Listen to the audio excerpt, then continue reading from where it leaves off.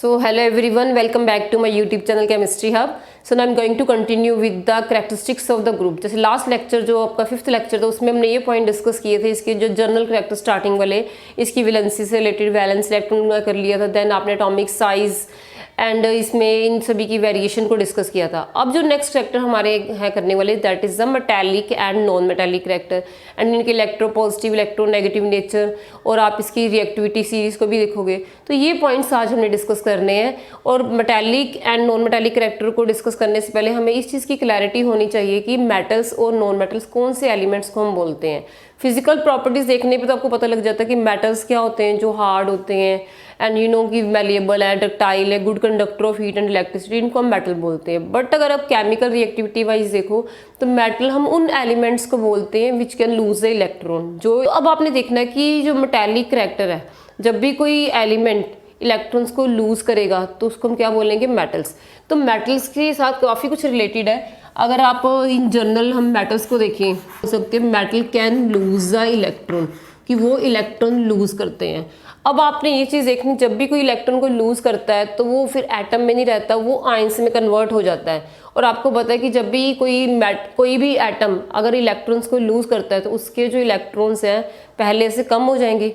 तो इलेक्ट्रॉन क्योंकि कम हो रहे हैं, इलेक्ट्रॉन्स को लूज करने के बाद इलेक्ट्रॉन्स कम हो जाते हैं, तो क से कम क से कैटायन। आपने ऐसे याद रखना है कि अगर इलेक्ट्रॉन्स लूज हो जाते हैं, अगर मेटल्स इलेक्ट्रॉन को लूज करते हैं तो लूज करने के बाद मेटल्स के इलेक्ट्रॉन कम हो जाएंगे, क्योंकि इलेक्ट्रॉन उसके कम हो रहे हैं। क से आपने याद करना, क से कम हो रहे थे, इसका जो आयन बन के आता है उसको बोलते हैं कैटायन। क्योंकि कई बार आपको एग्जाम में ऐसे क्वेश्चंस भी आते हैं कि which type of ion will be formed by this metal. कोई भी आपको एटॉमिक नंबर दे सकते हैं और उसकी पूछ सकते हैं कि ये जो मेटल है या कोई भी जो एलिमेंट है वो कैटायन बनाएगा या फिर अनायन बनाएगा। तो इसका हम कैसे डिसाइड कर सकते हैं, ये हम इलेक्ट्रॉनिक कन्फिगरेशन के ऊपर से डिसाइड करते हैं। अगर आपका एटॉमिक नंबर गिवन है, उसकी अगर आप इलेक्ट्रॉनिक कन्फिगरेशन लिखोगे, अगर उसकी लास्ट आउटर मोस्ट शेल में जो वैलेंस इलेक्ट्रॉन है फिर इज लेस देन 4, अगर 4 से इलेक्ट्रॉन कम होते हैं तो वो इलेक्ट्रॉन को लूज करता है। तब वो इलेक्ट्रॉन को लूज करेगा तो फिर उसके ऊपर कौन सा, उसको हम क्या बोलेंगे, वो कैटायंस है। अगर इलेक्ट्रॉन्स 4 से ज़्यादा होते हैं वैलेंस शेल में तब वो इलेक्ट्रॉन गेन करता है, तब वो नॉन मेटल्स की कैटेगरी में आएगा। तो फिलहाल हम मेटल्स को देख रहे हैं पहले। तो मेटल्स क्या करते हैं, इलेक्ट्रॉन्स को लूज करेंगे। सपोज अगर आप एग्जाम्पल देखो कि जैसे सोडियम है, सोडियम के पास एटॉमिक नंबर 11 है, कन्फिग्रेशन इसकी है 281। अब आप देखो कि सोडियम के पास लास्ट में एक इलेक्ट्रॉन है तो ये इजीली इलेक्ट्रॉन को लूज कर देगा। और इलेक्ट्रॉन जब एक ये लूज कर देगा तो लूज करने के बाद इसके ऊपर क्या चार्ज आएगा, पॉजिटिव चार्ज आएगा। ये भी आपने याद रखना है। और जब इलेक्ट्रॉन को लूज कर देगा तो इसकी नंबर ऑफ शेल्स भी कम हो जाती हैं। जैसे पहले 3 शेल्स थी, इसके बाद K, L and M 3 shells थी। जब एक इलेक्ट्रॉन निकल जाएगा तो इसके पास 2 शेल्स रह जाएंगी। इसको आप बोलते हो सोडियम एटम है। और जब इसके ऊपर चार्ज आ गया है तो ये क्या बन गया है, अब ये कैटायन बन गया है। अब आप इस चीज़ को भी याद रख सकते हो कि जब कोई इलेक्ट्रॉन को लूज करते हो उसके ऊपर पॉजिटिव चार्ज ही क्यों आता है। कुछ चीज़ों को अगर हम अपनी डेली लाइफ से रिलेट कर लें तो शायद हमें उसको याद करना थोड़ा ज़्यादा बेटर हो जाएगा। आपने देखा होगा कि डेली लाइफ में जो लोग थोड़े पॉजिटिव एनर्जी वाले होते हैं, जो दान पुण्य करते हैं, अच्छा बिलीव करते हैं कि दान करना अच्छी बात है, देते हैं, लोगों को हेल्प करते हैं, जो देने वाले लोग होते हैं वो फिर उन पॉजिटिव एनर्जी वाले लोग होते हैं। इससे तो हम बोल सकते हैं कि इसीलिए इलेक्ट्रॉन देने के बाद जो चार्ज को अगर आपने याद करना है कि पॉजिटिव आएगा कि नेगेटिव आएगा, तो इलेक्ट्रॉन को देने के बाद देना एक अच्छा काम होता है, दान पुण्य करना अच्छा है, तो इसलिए हम बोलेंगे इसके ऊपर पॉजिटिव चार्ज आएगा। और क्योंकि इलेक्ट्रॉन देने के बाद कम हो गए हैं, पहले 3 शेल सिर्फ 2 रह गई हैं, तो क से कम, क से कैटायन आपने याद रखना है। तो ये कुछ पॉइंट्स आपने मेटल से रिलेटेड याद रखने हैं कि मेटल्स जो होते हैं वो कैटायंस फॉर्म करते हैं। दूसरी आपने एक और चीज़ देखनी है कि जो कैटायंस होते हैं उनके ऊपर कौन सा वो क्या होते हैं, वो पॉजिटिव आयन होते हैं। क्योंकि जो कैटायंस मीन्स के मेटल्स होते हैं वो पॉजिटिव आयन फॉर्म करते हैं, इसलिए मेटल्स को हम बोल सकते हैं इलेक्ट्रोपॉजिटिव एलिमेंट्स। सो मेटल्स को हम इलेक्ट्रोपॉजिटिव एलिमेंट्स भी बोलते हैं, क्योंकि हमें नहीं पता एग्जाम में जब क्वेश्चन आना वो किस फॉर्मेट में आना। कई बार आप वो मेटालिक करैक्टर का पूछ सकते हैं, सम टाइम वो पूछ सकते हैं कि give an example of electropositive element. Electropositive element का मीनिंग होता है जो इलेक्ट्रॉन को लूज करता है, और लूज करने के बाद क्योंकि उसके ऊपर पॉजिटिव चार्ज आता है इसलिए हम उनको इलेक्ट्रोपॉजिटिव एलिमेंट्स भी बोल देते हैं। कई बार आपको इस तरह से क्वेश्चन भी आ जाएंगे कि मीन्स की वेरिएशन ऑफ इलेक्ट्रोपॉजिटिव करैक्टर कि down the group electropositive character increase करता है या फिर डिक्रीज करता है। तो इससे पहले वेरिएशन तो हम बाद में डिस्कस करेंगे, पहले हमें ये तो क्लियर होना भी इलेक्ट्रोपॉजिटिव करैक्टर क्या होता है या इलेक्ट्रोनेगेटिव क्या होता है, इन चीज़ों की क्लैरिटी होनी ज़रूरी है। उसके बाद आपने एक और चीज़ माइंड में रखनी है कि जब कोई इलेक्ट्रॉन्स को देते हैं, अगर आप सिंपल सी एक कंसेप्ट को समझो कि जो देने वाला होता है उसको दाता बोलते हैं, जो लेता है उसको भिखारी बोलते हैं, है ना। इसलिए हम बोलते हैं भगवान दाता है। दाता मीन्स की वो विधाता है, तो आपने विधाता नहीं बोलना, आपने इसको विधाता या विधाता बोलना है, बी से कनेक्ट करना है, दाता विधाता।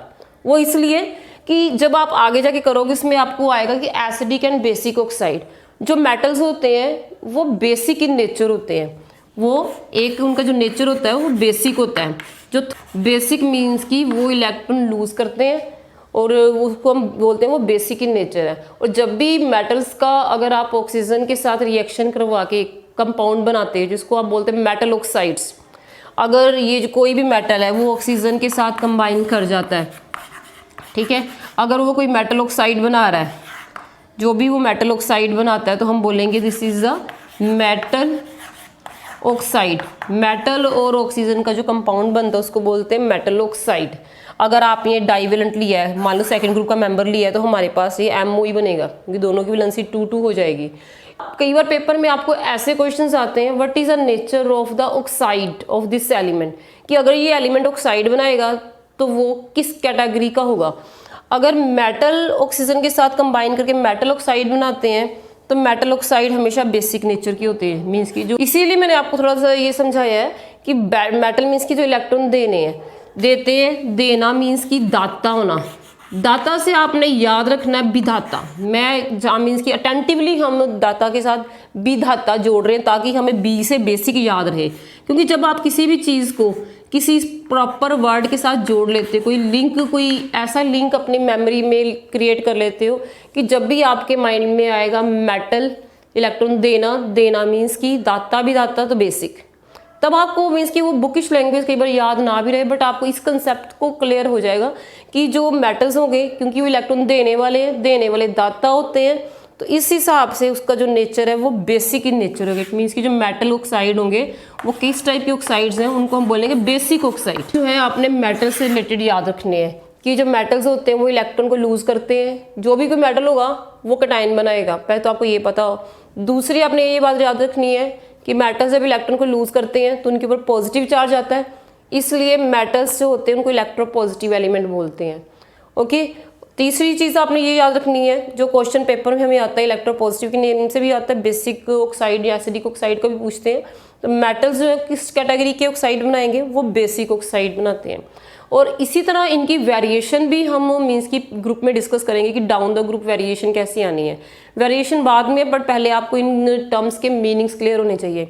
इन द सेम वे अगर आप, जैसे हमने मेटल्स का डिस्कस किया है, अगर आप यहाँ पे नॉन मेटल्स की बात करो तो ये नॉन मेटल का अगर वर्ड देखो तो पहले ही नॉन आ गया। नॉन मीन्स की नहीं देना इलेक्ट्रॉन, यहाँ से ऐसे याद करना है, नॉन मीन्स की नहीं देना इलेक्ट्रॉन, इलेक्ट्रॉन को नहीं देंगे, ठीक है। अगर वो इलेक्ट्रॉन को नहीं देंगे नहीं तो वो क्या करेंगे, वो फिर गेन करेंगे।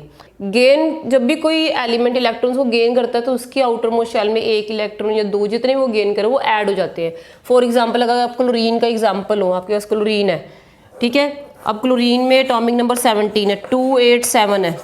अब अगर आप इसने अपनी स्टेबल गैस कन्फिगरेशन बनानी है, अपना ऑक्टेट पूरा करना, तो ये एक इलेक्ट्रॉन गेन कर लेगा, ले लेगा।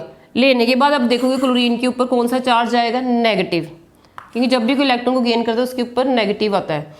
अब आप देखो 287 है, तो एक इलेक्ट्रॉन जब इसने ले लिया तो इसकी आउटर मोस्ट शेल में एक इलेक्ट्रॉन ऐड हो गया, 288, पहले 287 था, अब 7 में एक ऐड हो गया तो 288 कन्फिगरेशन बन जाती है। इससे आपको याद रखना है कि जब इलेक्ट्रॉन ऐड हो जाता है तो जो टाइप ऑफ आयन बनेगा वो एनाइन बनेगा, A4 ऐड A से एनाइन। इससे आपने देखनी है कि जब भी कोई इलेक्ट्रॉन को लेता है, या इन जनरल अगर आप अपनी डेली लाइफ में एक चीज़ नोटिस करो, जो लालची लोग होते हैं उनको होता है कि देना ना हमें पड़े, वो लेते रहते हैं, उनको बस बिलीव करते हैं कि हम ले लें, हमें देना कुछ ना पड़े। इट मीन्स वो बड़ी नेगेटिव एनर्जी वाले लोग होते हैं, उनको अच्छा नहीं लगता, भी दान पुण्य में बिलीव नहीं करते, वो लालची लोग होते हैं, मीन्स नेगेटिव कैटेगरी के लोग हैं। इसे इस तरह से आप याद कर सकते हैं कि जब भी कोई इलेक्ट्रॉन लेगा उसके ऊपर चार्ज कौन सा आएगा, नेगेटिव। जब कोई दान पुण्य करेगा, अच्छे वाले लोग होंगे वो दान पुण्य ज़्यादा करेंगे, वो पॉजिटिव चार्ज आएगा। इसी वजह से इन्हीं को हमने एलिमेंट्स के साथ इस कंसेप्ट को रिलेट करना है कि जो नॉन मेटल्स हैं वो एलिमेंट्स हैं जो क्या करते हैं, वो जस्ट इलेक्ट्रॉन को गेन करेंगे। गेन करने के बाद उनके ऊपर चार्ज कौन सा आएगा, नेगेटिव। जब वो नेगेटिव चार्ज आएगा तो नेगेटिवली चार्ज आयन बनेंगे। क्योंकि वो नेगेटिवली चार्ज आयन बना रहे हैं तो इनको हम कौन सी कैटेगरी के एलिमेंट्स बोलेंगे, इनको बोलेंगे हम इलेक्ट्रोनेगेटिव। इलेक्ट्रॉन को ले रहे हैं, लेने के बाद नेगेटिव चार्ज आ रहा था। मेटल्स में क्या था, इलेक्ट्रॉन को दे रहे थे, देने के बाद electron means electron, positive means कि वो दे रहे हैं देने के बाद, इसलिए मेटल्स जो होते हैं वो इलेक्ट्रोपॉजिटिव एलिमेंट माने जाते हैं। और जो नॉन मेटल्स होते हैं, नॉन है तो नेगेटिव है।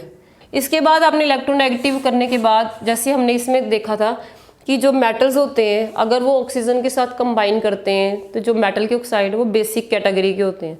बात रखते हो कि जो नॉन मेटल होते हैं वो इलेक्ट्रॉन्स एक्सेप्ट करते हैं। एक्सेप्ट से याद करोगे कि वो एक्सेप्ट से एसिडिक ऑक्साइड बनाते हैं, कि जो नॉन मेटल्स होते हैं देर एसिडिक इन नेचर। एसिडिक क्यों बोला गया, क्योंकि वो एक्सेप्टेंस में बिलीव करते हैं, लेने में बिलीव करते हैं। तो हमने इनको जो मेन साइंटिफिक टर्म हमारी केमिस्ट्री में एसिडिक एंड बेसिक, इनके साथ रिलेट करने के लिए अगर इलेक्ट्रॉन एक्सेप्ट करेंगे इलेक्ट्रॉन तो वो क्या बनाएंगे, एसिडिक। और जब ये कोई ऑक्साइड बनाते हैं, सल्फर, जैसे सल्फर है, सल्फर ऑक्सीजन के साथ कंबाइन करता है तो क्या बनता है, इट फॉर्म सल्फर डाइऑक्साइड। और आपको पता है सल्फर डाइऑक्साइड जो एक ऑक्साइड है ये नॉन मेटल का ऑक्साइड है। क्योंकि अगर तुम लोग देखो सल्फर का एटॉमिक नंबर कितना होता है, 16 के हिसाब से इसकी कन्फिगरेशन होगी 286। अब ये 2 इलेक्ट्रॉन गेन कर रहा है तो ये नॉन मेटल हो गया, कि जो भी गेन करते हैं वो नॉन मेटल होते हैं। और ये जो किस कैटेगरी का ऑक्साइड है, ये नॉन मेटेलिक ऑक्साइड है। का नेचर क्या है, क्योंकि आपको ये चीज़ वैसे भी पता है, सल्फर डाइऑक्साइड जब वाटर के साथ रिएक्शन करती है तो आपने सुना होगा एसिड रेन होती है जिसमें सल्फ्यूरिक एसिड होता है। सल्फ्यूरिक एसिड क्या होता है, जब सल्फर डाइऑक्साइड बाद में पानी के साथ रिएक्शन करेगी H2O के साथ तो ये क्या बनाती है, H2SO4, एसिड रेन। इससे भी तुम्हें याद हो सकता है कि जितने भी नॉन मेटल हैं वो क्या बनाते हैं, वो मीन्स कि वो एसिडिक होते हैं, वो बाद में एसिड्स फॉर्म करते हैं। इस तरह से जो non metal oxide non metal हैं वो एसिडिक ऑक्साइड बनाएंगे और वो इलेक्ट्रोनेगेटिव होते हैं और वो एनाइन फॉर्म करते हैं। ये 3 पॉइंट्स जो है मेन, जो टर्मिनोलॉजी ये वाली आपने लर्न करनी है। नॉन, इसी तरह नॉन मेटल्स का, क्योंकि इलेक्ट्रॉन्स ऐड हो रहे हैं तो एनाइन, टाइप ऑफ आयन कौन सा है, एनाइन का है। क्योंकि चार्ज नेगेटिव आ रहा है, नेगेटिव करके उनको इलेक्ट्रोनेगेटिव एलिमेंट्स बोलेंगे। क्योंकि इलेक्ट्रॉन एक्सेप्ट करते हैं तो उसको एसिडिक ऑक्साइड्स की कैटेगरी में आएंगे। तो इस तरह से अगर आपको कोई क्वेश्चन आए कि which type of oxides will be formed by the given element, जो भी एलिमेंट वो दे सकते हैं। ये सीबीएसई के ऐसे ही क्वेश्चन होते हैं, XYZ कोई भी आपको एक एलिमेंट दे दिया, उसका एटॉमिक नंबर दे देंगे। आपने क्या करना, एटॉमिक नंबर से कन्फिगरेशन लिखोगे, फिर देखोगे लास्ट में कितने इलेक्ट्रॉन्स रह रहे हैं। जैसे मैंने अभी सल्फर का एग्जांपल दिया था कि एटॉमिक नंबर्स में 16 दिया था, 286, तो 6 से पता लग रहा है 4 से इलेक्ट्रॉन ज़्यादा है, तो ये नॉन मेटल की कैटेगरी है। तो नॉन मेटल है तो फिर इट मीन्स कि ये गेन करेगा तो it will form the A9. दूसरा ये इलेक्ट्रोनेगेटिव। जानना था ना कि मेटल्स क्या है और नॉन मेटल्स क्या है। और अब हमने करना है कि जो मेटेलिक करैक्टर जो है या इलेक्ट्रोपॉजिटिव करैक्टर, ये डाउन द ग्रुप ये कैसे कैसे चेंज करेगा, डाउन द ग्रुप ये इंक्रीज होगा या फिर डिक्रीज होगा, इस चीज़ को हम डिस्कस करेंगे। So you can take the screenshot of this. Metallic character को समझने के लिए हम इसमें ये फर्स्ट ग्रुप का एग्जाम्पल ले रहे हैं। जैसे हमने फर्स्ट ग्रुप के एलिमेंट्स लिख लिए, हाइड्रोजन से लेके नीचे hydrogen, lithium, sodium, potassium, rubidium, caesium, इस नेक्स्ट क्लास में फ्रांसियम भी आता है। तो इसके साथ हमने एटॉमिक नंबर भी मेंशन किए हुए हैं, 1, 3, 11, 19, 37, 55, और इनकी कन्फिगरेशन लिख ली है। अब हमने मेन जो मेटालिक करैक्टर जैसे हमने डिस्कस किया है, it is a tendency to lose the electron, कि इसकी जो इलेक्ट्रॉन को लूज करने की टेंडेंसी है उसको आप डिस्कस कर रहे हो। तो पर आपको ये चीज़ देखनी पड़ेगी कि अगर आप किसी भी एक एटम में देखो, एटम में जो न्यूक्लियस होता है, न्यूक्लियस का मेन काम क्या है, it just hold the electron. अगर आप देखो तो न्यूक्लियस जो होता है उसके अंदर प्रोटॉन्स होते हैं, तो न्यूक्लियस एक पॉजिटिवली चार्ज्ड बॉडी है जो एटम के अंदर प्रेजेंट है, और इलेक्ट्रॉन जो बाहर आउटर मोस्ट शेल में प्रेजेंट होते हैं उनके ऊपर नेगेटिव चार्ज होता है। तो क्योंकि nucleus is just like a magnet, nucleus एक मैग्नेट की तरह है। न्यूक्लियस क्या करता है, इलेक्ट्रॉन्स को अट्रैक्ट करके रखता है। जितना मीन्स कि न्यूक्लियस लास्ट वाली शेल के पास होगा उतना ही न्यूक्लियस फोर्स ऑफ अट्रैक्शन, क्योंकि न्यूक्लियस क्या करता है कि एक फोर्स ऑफ अट्रैक्शन लगाता है जिसके कारण वो इलेक्ट्रॉन्स को अपनी ओर खींच के रखता है, पकड़ के रखता है। तो इस तरह से न्यूक्लियस का काम क्या है, just to hold the electrons को होल्ड करके रखता है। और जैसे जैसे अगर आप इसमें साइज में देखो, जैसे जैसे हम डाउन द ग्रुप जा रहे हैं लिथियम से, मीन्स की hydrogen, lithium, sodium, potassium, down the group जा रहे हैं, तो हमने ये पॉइंट डिस्कस किया था on moving down the group. जब हम डाउन द ग्रुप जाते हैं तो नंबर ऑफ शेल्स क्या करती हैं, इंक्रीज करती हैं। जितनी ज़्यादा शेल्स इंक्रीज करती जाएंगी तो distance between the nucleus and the outermost shell वो भी तो बढ़ता जाएगा। जैसे यहाँ पे अगर देखो, इसमें एक ही शेल है, यहाँ पे आपके पास 2 शेल्स हैं, तो डिस्टेंस इतना हो गया है।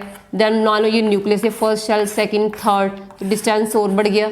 देन अगर आप इसमें पोटेशियम में देखो तो इसमें अगेन 4 शेल्स हो जाएंगी, यहाँ तक डिस्टेंस बढ़ जाता है। अगर आप 37 में देख रहे हो बीडियम में, तो you are having the 5 shell.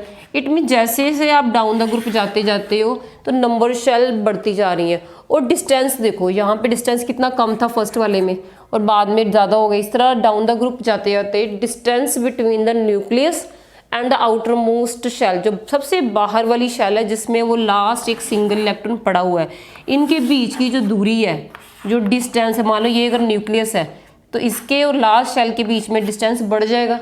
Clear, force of attraction जो होती है, जो लास्ट इलेक्ट्रॉन पे लग रही है, वो कम हो जाती है। फॉर एग्जांपल अगर आप ये देखो कि कोई अगर बच्चा अपने पेरेंट्स के पास घर पे रहता है तो पेरेंट्स का फुल कंट्रोल उसके ऊपर होगा, उसको मीन्स की डिस्ट्रैक्ट नहीं होने देंगे, उसकी बुरी कंपनी में नहीं जाने देंगे। बट अगर वो बच्चा 7 समुंदर पार दूसरी कंट्री में चला जाता है तो अब वो पेरेंट्स को नहीं पता वहाँ पे वो क्या कर रहा है, क्योंकि काफ़ी डिस्टेंस बढ़ गया है ना। ज़्यादा डिस्टेंस बढ़ने से न्यूक्लियर जो पेरेंट्स का होल्ड है वो कम हो गया। अब उसको कोई डर नहीं है, कहीं पे भी वो जा सकता है, डिस्ट्रैक्ट हो सकता है। ओके, तो वही हाल इसमें कि जब तक ये जो इसमें इनका जो nucleus, it is just like the father, और ये जो बाकी इलेक्ट्रॉन उसके बच्चे हैं, ठीक है।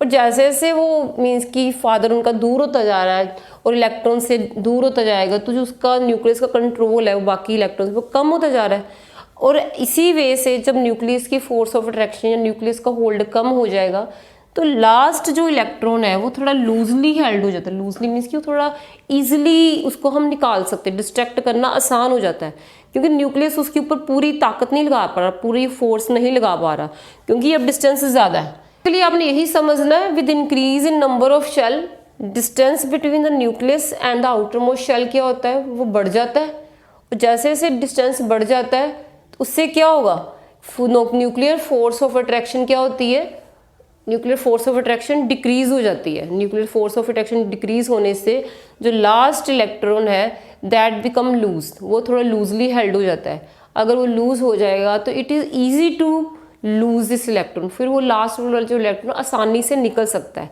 तो इलेक्ट्रॉन को लूज करने को ही तो हम मेटालिक करैक्टर बोलते हैं ना, यही तो मेटालिक करैक्टर होता है। इट मीन्स कि क्योंकि down the group number of shells बढ़ रही हैं, इसीलिए due to increase in number of shell और आप करैक्टर भी इंक्रीज करेगा। तो आप इसका फर्स्ट पॉइंट मेंशन कर सकते हो। एग्जाम में ये क्वेश्चन आ जाता है कि explain the variation of the metallic character down the group, तो इसको जस्टिफाई भी आपको करना पड़ेगा। तो I have written some points, कुछ पॉइंट्स मैंने मेंशन किया, आप इसमें से कोई भी 1-2 पॉइंट मेन पॉइंट लिख सकते हो। जैसे आप लिख सकते हो down the group metallic character increases, down the group क्या अगर मेटालिक करैक्टर इंक्रीज करे, तो इसको पेपर में नॉर्मली क्वेश्चन आते हैं, हम इसके explain the variation of the atomic size down the group, या मेटालिक करैक्टर की वेरिएशन को डिस्कस करो and justify with the proper reason. तो इस तरह से आपको रीजंस भी पता होनी चाहिए, तो आपको लिखना पड़ेगा वहां पे down the group metallic character increases due to increase in atomic size, क्योंकि हमें पता है कि down the group atomic size बढ़ रहा है। एटॉमिक साइज अब क्यों बढ़ रहा है वो हमने लास्ट टाइम डिस्कस किया था कि नंबर ऑफ शेल, तो ये पॉइंट भी आप लिख सकते हो, it increases due to because of number of shell increases, क्योंकि डाउन द ग्रुप यार नंबर ऑफ शेल भी इंक्रीज कर रही है, और जब नंबर ऑफ शेल इंक्रीज करेंगी that results in the increase in distance between the nucleus. जब नंबर ऑफ शेल इंक्रीज करती जा रही है तो न्यूक्लियस के और लास्ट आउटर मोस्ट शेल के बीच में डिस्टेंस भी तो बढ़ता जा रहा है। तो यही पॉइंट जो हमने अभी डिस्कस किया उसको आप सिंपल अपनी वर्डिंग में लिख सकते हो, down the group number of shell increases and distance between the nucleus and the outermost shell increase. जैसे से इसका डिस्टेंस बढ़ता जा रहा है, न्यूक्लियस की जो फोर्स ऑफ अट्रैक्शन है लास्ट वाले इलेक्ट्रॉन पे वो क्या हो रही है, वो कम होती जा रही है, वो डिक्रीज होती जा रही है। जब वो डिक्रीज होगी तो लास्ट इलेक्ट्रॉन आराम से निकल पाएगा, इजीली वो निकल जाएगा। यही बात हमने यहाँ पे लिखी है कि इंक्रीज मेटालिक करेक्टर इंक्रीज करता है due to increase in atomic size, because number of shells increases that results in the increase in distance between, distance किसके बीच में, between the nucleus and the outermost shell. So nuclear force of attraction, nuclear की जो force of attraction है उन valence electron वो क्या होगी, कम हो जाएगी। जैसे दूरी बढ़ती जाएगी तो वो न्यूक्लियस इतनी अच्छे से उसको खींच के नहीं रख पाएगा, इसलिए क्या होगा, so it can be easily लूज्ड, वो इलेक्ट्रॉन आराम से निकल जाएगा। अगर वो लूज जल्दी हो जाएगा इट मीन्स कि वो सबसे ज़्यादा मेटालिक होगा। इस तरह से आपने इस पॉइंट को डिस्कस करना है, तो आप ये पॉइंट्स लिख सकते हो। पहले तो जो मेटालिक करेक्टर है, मेटालिक करेक्टर, मेटालिक करेक्टर क्या करेगा, डाउन द ग्रुप ये इंक्रीज करेगा, इट इंक्रीजेस, ठीक है। अगर metallic character down the group increase कर रहा है तो इसके साथ, अगर मेटालिक करेक्टर का मीनिंग होता है इलेक्ट्रोपॉजिटिव नेचर, तो इलेक्ट्रोपॉजिटिव करेक्टर भी तो इंक्रीज करेगा ना, तो इसके साथ आप ये भी मेंशन कर सकते हो, अगर इलेक्ट्रोपॉजिटिव नेचर या इलेक्ट्रोपॉजिटिव करेक्टर भी डाउन द ग्रुप इंक्रीज करता है तो उसके साथ इट मीन्स इसका बेसिक करेक्टर भी इंक्रीज कर रहा है। एग्जाम में आपको ये भी तो आ सकता है ना, how the basic character varies, ठीक है, explain the trend of the basic character of the oxides down the group. तो उसमें भी यही चीज़ है कि अगर मेटालिक, क्योंकि metallic character, electropositive character and basic nature तीनों एक ही चीज़ होती हैं, ठीक है। तो इसलिए अगर मेटालिक करेक्टर आपका डाउन द ग्रुप, ये हमने लिखा है डाउन द ग्रुप, ये सारा डाउन द ग्रुप काम चल रहा है।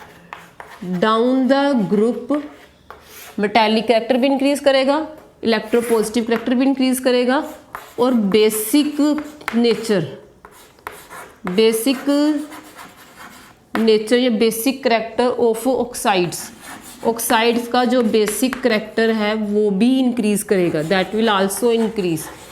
तो इन तीनों में से अगर किसी का भी क्वेश्चन आपको आ जाता है तो डाउन द ग्रुप ये तीनों चीज़ें ही इंक्रीज करेंगी। तो जैसे आपने इसके लिए तीनों करेक्टर्स लिखे हैं, electropositive nature, basic nature and metallic. अगर आप इसी चीज़ की इसका ऑपोजिट वाला लिखो, ये आपने किसके लिए लिखा है, मेटल का, अगर मेटल की जगह आप ले लेते हैं नॉन मेटल, तो non metallic character down the group क्या होगा, वो डिक्रीज करेगा। इन द सेम वे यहाँ पे आपने इलेक्ट्रोपॉजिटिव करेक्टर लिखा है डाउन द ग्रुप, तो वहीं पे अगर इलेक्ट्रोपॉजिटिव की जगह आप इलेक्ट्रॉन नेगेटिव ले लो तो इंक्रीज का क्या हो जाएगा, डिक्रीज, क्योंकि आप इसका ऑपोजिट ले रहे हो ना। अगर इलेक्ट्रोपॉजिटिव का आप ऑपोजिट इलेक्ट्रॉन नेगेटिव ले रहे हो तो इंक्रीज का भी तो डिक्रीज कर दोगे ना। आई मीन टू से ज़रूरी नहीं है आपको इलेक्ट्रोपॉजिटिव बेसिक ही आने, कई बार आपको क्वेश्चन ये पूछ रहे हैं कि down the group electronegative character को क्या होता है, down the group acidic character को क्या होता है, तो वहाँ पे भी तो आपको एक्सप्लेन पढ़ना पड़ेगा ना। तो इन चीज़ों को आपने देखना है। इसके हिसाब से अब आप एक और चीज़ नोटिस करो, तो ये आपको पता लग गया होगा, you can note down this point, इनमें से इट इज़ नॉट कंपल्सरी कि सारे पॉइंट्स लिखो, आप इसमें कोई भी 2-3 पॉइंट मेन पॉइंट लिख सकते हो, चाहे डिस्टेंस मेंशन कर दो, चाहे नंबर ऑफ शेल बता दो इंक्रीज हो रही है, एटॉमिक साइज, और इसके साथ न्यूक्लियर फोर्स ऑफ अट्रैक्शन बता सकते हो। मैंने इन जनरल आपको सारे पॉइंट्स मेंशन कर दिए, आप कोई भी इनमें से जो आपको समझ आता है, जो आपको ईजी लगता है, वो आप पेपर में मेंशन कर सकते हैं, इसको जस्टिफाई करने के लिए कि metallic character down the group increase क्यों करता है। Okay, so you can take the screenshot. सो जैसे भी अपने metallic character, electropositive and basic nature discuss किया है, ये सब कुछ इंक्रीज करता है। तो क्योंकि हमारा जो फर्स्ट ग्रुप हमने एग्जांपल लिया, तो ये क्या है, इनको हम अल्कली मेटल्स भी बोलते हैं। तो अगर आपको अल्कली मेटल्स का रिएक्टिविटी का ऑर्डर आ जाता है कि reactivity down the group increase करेगी कि डिक्रीज करेगी, क्योंकि मेटल का नेचर क्या होता है, इलेक्ट्रॉन्स को लूज करना। जितनी जल्दी वो इलेक्ट्रॉन को लूज करेंगे उतनी जल्दी वो बॉन्ड फॉर्मेशन करेंगे, इट मीन्स कि उतनी ज़्यादा वो रिएक्टिव है। इट मीन्स कि रिएक्टिविटी अगर मेटल्स की देखा जाए तो वो किसके साथ रिलेटेड है, लॉस ऑफ इलेक्ट्रॉन के साथ। इट मीन्स जैसे डाउन द ग्रुप हम जाते हैं, हमने डिस्कस कर लिया है कि with increase in number of shell उनकी इलेक्ट्रॉन को लूज करने की टेंडेंसी बढ़ जाती है। इट मीन्स कि उनकी रिएक्टिविटी बढ़ जाती है। अगर वो मेटल्स हैं तो उनका जो रिएक्टिविटी है वो किसके साथ रिलेटेड है, इलेक्ट्रॉन को लूज करने में। अगर डाउन द ग्रुप वो जल्दी इलेक्ट्रॉन लूज कर रहे हैं, इट मीन्स कि डाउन द ग्रुप जब हम जाएंगे तो वो एलिमेंट्स वो है वो ज़्यादा रिएक्टिव होते जाएंगे। तो इस तरह से आप नेक्स्ट पॉइंट भी लिख सकते हो, रिएक्टिविटी, जो रिएक्टिविटी है, reactivity of metals increases down the group. तो मेटल्स की रिएक्टिविटी है वो भी डाउन द ग्रुप इंक्रीज करेगी। कई बार आपको ऐसे क्वेश्चन दिए होते हैं कि सपोज ऊपर कोई एक सिंगल ग्रुप दे दिया है, दे हैव मेंशन कि आपके मान लो ये ग्रुप नंबर 2 है, ऊपर आपको कोई एलिमेंट दे दिया x है, देन नीचे आपको दे दिया y है, देन इसके बाद यहाँ पे कोई z दिया हुआ है, तो बीच वाले इन्होंने खाली छोड़े हुए हैं। इस तरह से आपको कोई एक ग्रुप का एग्जाम्पल आ गया है, ठीक है। तो यहाँ पे एक्स वाई एंड जेड, अगर आपसे वो पूछ रहे हैं कि विच out of this is most reactive, सबसे ज़्यादा रिएक्टिव कौन सा होगा, ठीक है। तो अब आप पहले इस चीज़ को देखो कि ये कौन से ग्रुप को बिलोंग कर रहा है, सेकंड ग्रुप नंबर, ये उसमें ऑलरेडी मेंशन है। अगर ये सेकंड ग्रुप को बिलोंग कर रहा है तो इट मीन्स इसके पास 2 इलेक्ट्रॉन है, तो ये क्या करेगा, इलेक्ट्रॉन को लूज करेगा। तो पहले हमें ये पता लग जाता है कि जो इलेक्ट्रॉन को लूज करने वाले एलिमेंट्स होते हैं वो तो मेटल्स होते हैं, तो ये मेटल वाला ग्रुप है। तो मेटल में जो रिएक्टिविटी होती है वो डाउन द ग्रुप इंक्रीज करती है, क्योंकि जैसे जैसे नीचे जाते हैं नंबर ऑफ शेल ज़्यादा होने से इलेक्ट्रॉन ईजिली निकल जाता है, जितनी जल्दी इलेक्ट्रॉन लूज हो जाएगा उतना ज़्यादा रिएक्टिव होगा। So out of this X Y and Z, जो जेड है दैट इज मोस्ट रिएक्टिव, वो सब इस तरह से आपने देखना है। और डाउन द ग्रुप कई बार एक्स वाई जेड पूछा है, वो ये भी पूछ सकते हैं विच out of these 3 element is most electropositive, सबसे ज़्यादा इलेक्ट्रोपॉजिटिव कौन सा है। इलेक्ट्रोपॉजिटिव मीन्स कि किसके ऊपर पॉजिटिव चार्ज सबसे पहले आएगा, तो जिसमें डिस्टेंस ज़्यादा होगा, जिसमें जितनी जल्दी इलेक्ट्रॉन निकल जाएगा उतनी जल्दी उसके ऊपर पॉजिटिव चार्ज आएगा। इट मीन्स जेड ही इसमें मोस्ट रिएक्टिव है, और सबसे नीचे जो जेड है यही एलिमेंट इलेक्ट्रोपॉजिटिव भी सबसे ज़्यादा होगा, ठीक है। इसी तरह ये एलिमेंट बेसिक भी सबसे ज़्यादा होगा। तो इस वजह से आपको एक्स वाई जेड कोई भी पेपर में आपको इस तरह से आउटलाइंस आ सकती हैं कि 2 अलग अलग पीरियड्स दे सकते हैं इस तरह से।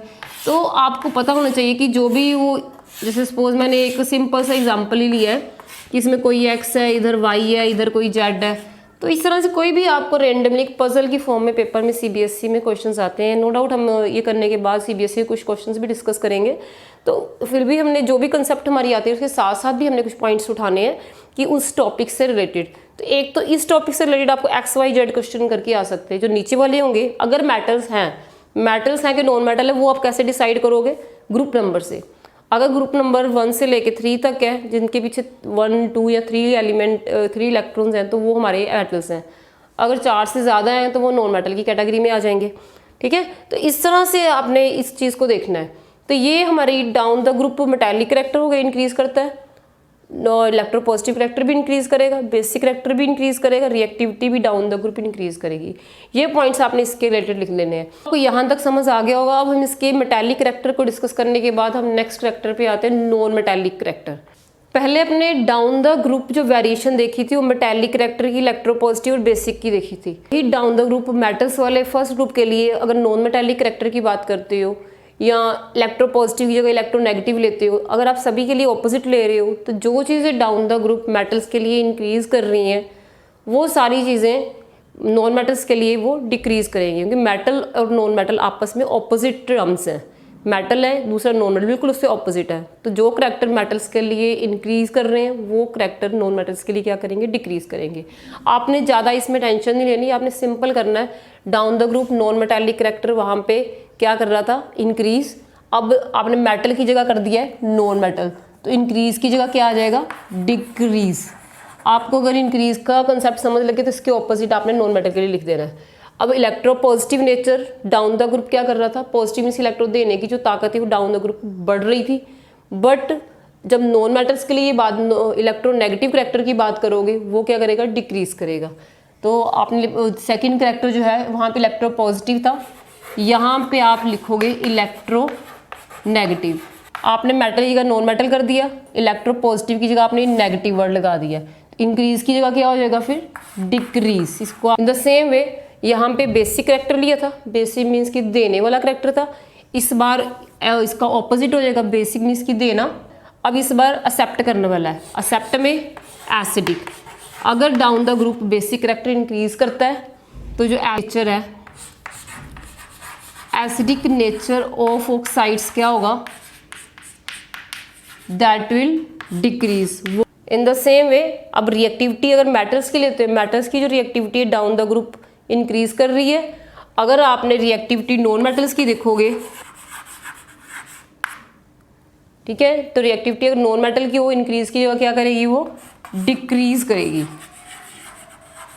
बट यही देखना है कि जब आपने मेन इनको ऑपोजिट ले लिया है तो उसकी जो प्रॉपर्टीज मेटल के लिए इंक्रीज करी थी वो एग्जैक्टली अब डिक्रीज करेगी। ये तो हमने एक जनरल सी पिक्चर डिस्कस की है, ये आपने अल्कली मेटल्स के लिए लिया था। इसी तरह अगर आप कोई नॉन मेटल का ग्रुप लेके चलें, सपोज आपके पास नॉन मेटल का ग्रुप, अगर हम कोई 17 ग्रुप की बात करते हैं, हम उसका एग्जाम्पल लेके उसको डिस्कस करते हैं। अगर 17 ग्रुप के केस में अब सारे प्रॉपर्टीज इसी तरह, इनको हमने 2 तरह के ग्रुप्स होते हैं, एक मेटल्स का एक नॉन मेटल्स का। तो यही प्रॉपर्टीज़ आप उस ग्रुप के लिए भी लिख सकते हो। ठीक है, तो आई होप यहाँ तक आपको क्लियर हो गया होगा। इसके बाद हमने अभी एग्जांपल जो लिया था वो हमने मेटल्स का एग्जांपल लेके ग्रुप्स की वेरिएशन डिस्कस की थी, बट अब हमने करना है कि जो नॉन मेटल्स का ग्रुप लेके उसमें आप वेरिएशन देखोगे। करते हैं नॉन मेटल्स का मीनिंग होता है वो इलेक्ट्रॉन नहीं देंगे बट वो गेन करेंगे। तो गेन करने के लिए क्या चीज़ उनके फेवर में होती है कि उनका जो न्यूक्लियस है वो क्लोज होना चाहिए। जितना साइज एटम का छोटा होगा न्यूक्लियस उतना ही पास होगा, तो वो इजीली बाहर से इलेक्ट्रॉन्स को अट्रैक्ट कर पाएगा। क्योंकि जैसे जैसे हम डाउन द ग्रुप जाते हैं, जैसे आप इसमें देखो फ्लोरीन में 2 शेल्स हैं, क्लोरीन में भी 3 शेल्स हो जाती हैं और फिर ब्रोमीन में 4 शेल्स हैं। जैसे हम डाउन द ग्रुप जाते जा रहे हैं, नंबर ऑफ शेल इंक्रीज होने से जो न्यूक्लियस है वो दूर होता जा रहा है। Distance between the nucleus and the outermost shell जो है वो बढ़ता जाता है। जितना न्यूक्लियस दूर होता जाएगा आउटर मोस्ट शेल से, उतना उसके लिए बाहर से इलेक्ट्रॉन्स को अट्रैक्ट करना टफ हो जाएगा। वो इतनी आसानी से इलेक्ट्रॉन्स को अट्रैक्ट नहीं कर पाएगा। अगर किसी एलिमेंट ने इलेक्ट्रॉन्स को बाहर से अट्रैक्ट करना है तो उसके लिए अगर उसका साइज छोटा है तो वो इसके फेवर में जाएगा। जैसे फ्लोरीन है, फ्लोरीन में आप देखो सिर्फ 2 ही इसमें मीन्स की शेल्स हैं, इसका जो एटॉमिक रेडियस है वो काफ़ी कम है, इसलिए वो बड़ी आसानी से बाहर से इलेक्ट्रॉन्स को अट्रैक्ट कर पाएगा। इट मीन्स कि फिर ये इसका जो नॉन मेटालिक करैक्टर है वो क्या होगा, फर्स्ट एलिमेंट का ज़्यादा होगा।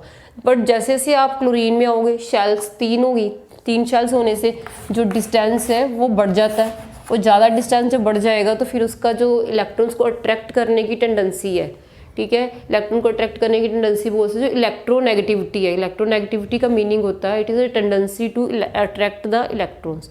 इलेक्ट्रॉन्स को खींचने की, लेने की जो उनकी टेंडेंसी होती है वो डाउन द ग्रुप क्या होती है, कम होती जाती है। क्यों कम होती जाती है? बिकॉज की नंबर ऑफ शेल इंक्रीज होते हैं, there is increase in atomic size की। जैसे जैसे एटॉमिक साइज बढ़ता जाएगा न्यूक्लियस और आउटर मोस्ट शेल के बीच में जो डिस्टेंस है वो बढ़ता जा रहा है, न्यूक्लियस दूर होता जा रहा है। जितना न्यूक्लियस दूर होगा उतना उसके लिए इलेक्ट्रॉन्स को अट्रैक्ट करना टफ हो जाता है।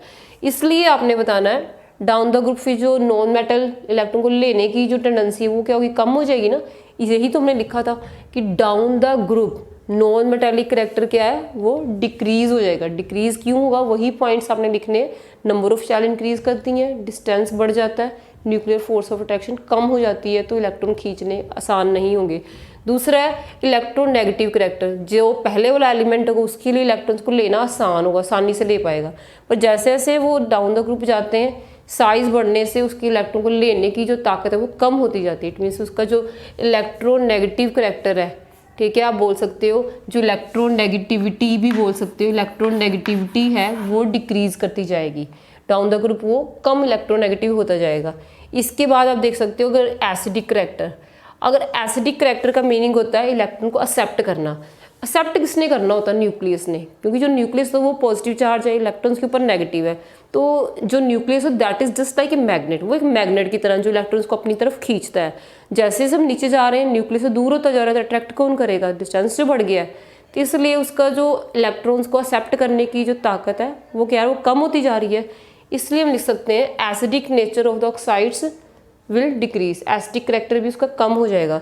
इसके अलावा अगर नॉन मेटल्स की बात करो, जब उसके लिए इलेक्ट्रॉन को लेना टफ हो गया है, एसिडिक करैक्टर भी कम हो गया है, वो इलेक्ट्रॉन को गेन नहीं कर पा रहा, तो डाउन द ग्रुप क्या होगा, उसकी जो रिएक्टिविटी है वो भी डिक्रीज होती जाएगी। ठीक है, क्योंकि जब लास्ट में जैसे इसके पास 6 शेल है, 6 शेल है तो इलेक्ट्रॉन तो काफ़ी, न्यूक्लियस का डिस्टेंस काफ़ी ज़्यादा है, तो इट इज़ नॉट ईजी कि वो आसानी से इलेक्ट्रॉन को ले सके।